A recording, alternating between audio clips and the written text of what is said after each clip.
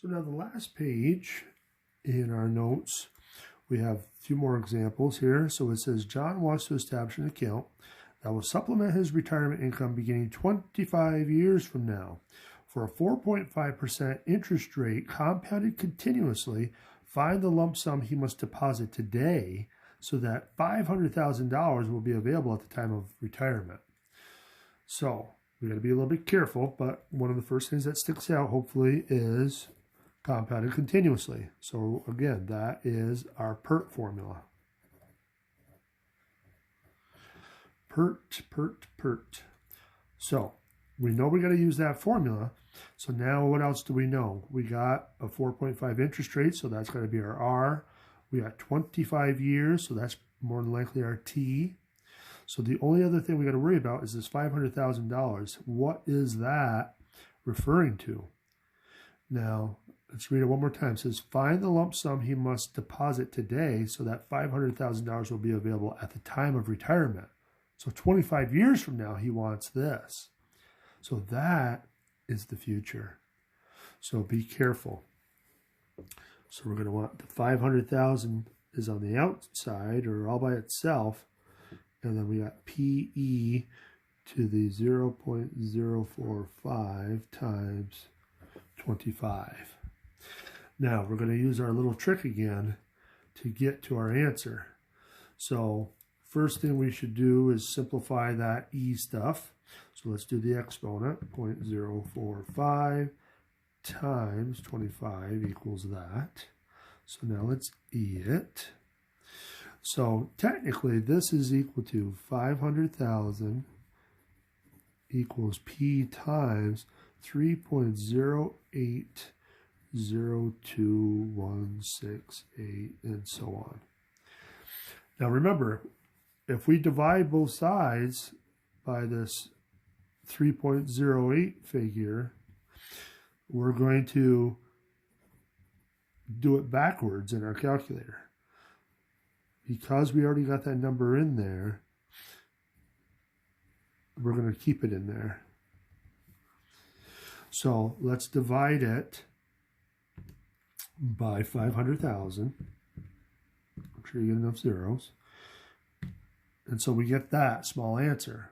But remember, it's upside down, so we got to flip it using the 1 over x. So it should give you $162,326.23.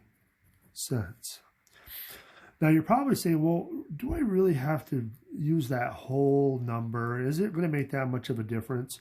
Well, let's find out. Instead of using the whole number, let's see what happens if we use just 3.08. See how close it is. If we divide it by 3.08 instead of all those extra decimals, what do we get? 162,000, so that's right, $337.66. So it's definitely off by 11 bucks, almost 11 bucks. So that's a little bit too much to be off. So that's why it's important that you want to use as many of those decimal points as possible and don't round it. Because otherwise you're going to throw off your answer by dollars. And that's important to people, especially a bank. So be careful. All right, a couple more applications. So given the 2010 price for the item below, find the estimated future prices for the indicated inflation rates. So if we have a fast food meal and in 2010 the price was $5.89, what would it be in 2015 if there was a 2% inflation rate? How much would it go up? Well, so the only trick to this one is, what's T? We're going to be using our PERT formula still because it's inflation. Inflation and PERT go together. But what's T? Well, okay, we got to just deduce, okay, if we're going from 2010 to 2015, then that means that T is equal to 5. So now we should be able to plug everything in. So we got A equals 589, E to the 0.02 times 5. So let's see what we get. So 0.02 times 5 equals that. Let's E it, and then let's times it by 5.89. So looks like $6.51. Not bad.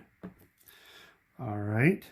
So if we had a 10% inflation rate, and now the year changed to 2025, so again, we just got to look at the difference in time to get our T.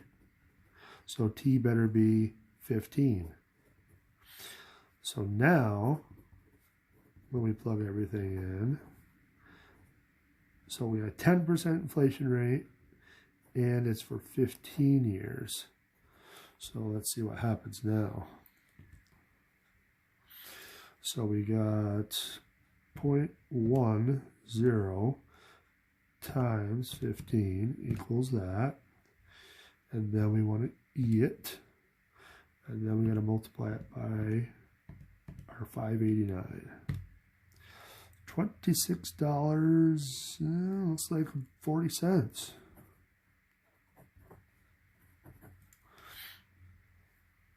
So, yeah, that $5.89 Happy Meal 2010 jumps to a $26 Happy Meal. So we gotta be careful.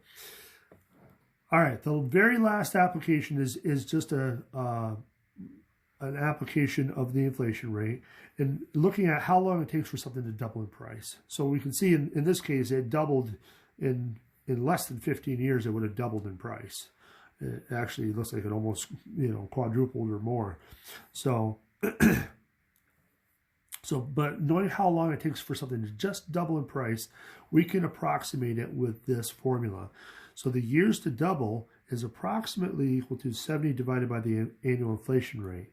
And the one catch to this is to do not change to a decimal. We don't change it to a decimal in this one formula. So you gotta be careful. So if we got the years to double, I'll just abbreviate. So in this case, all we're doing is taking 70 and dividing it by 2, which gives you 35. So 35 years to double in price. And that's it. That's that quick. So if we had a 9% inflation rate, the years to double would be 7 divided by 9, which is 7D rather, divided by 9, 7.7777777.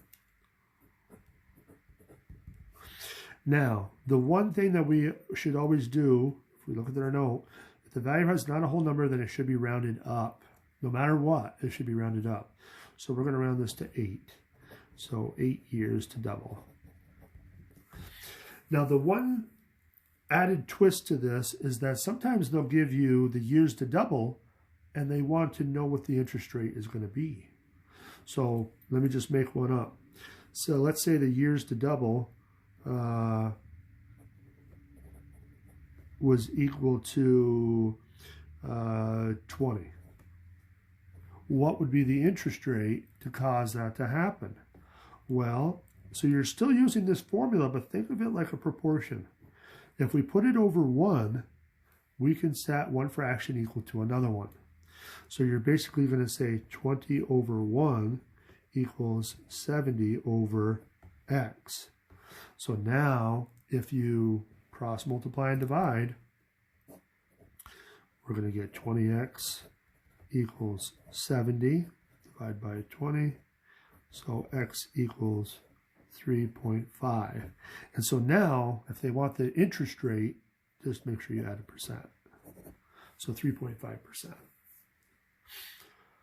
All right, so that wraps up 13.1. So hopefully you have a pretty good understanding of it, but make sure you come to class on Monday in case you have questions. All right, we'll see you in the next section.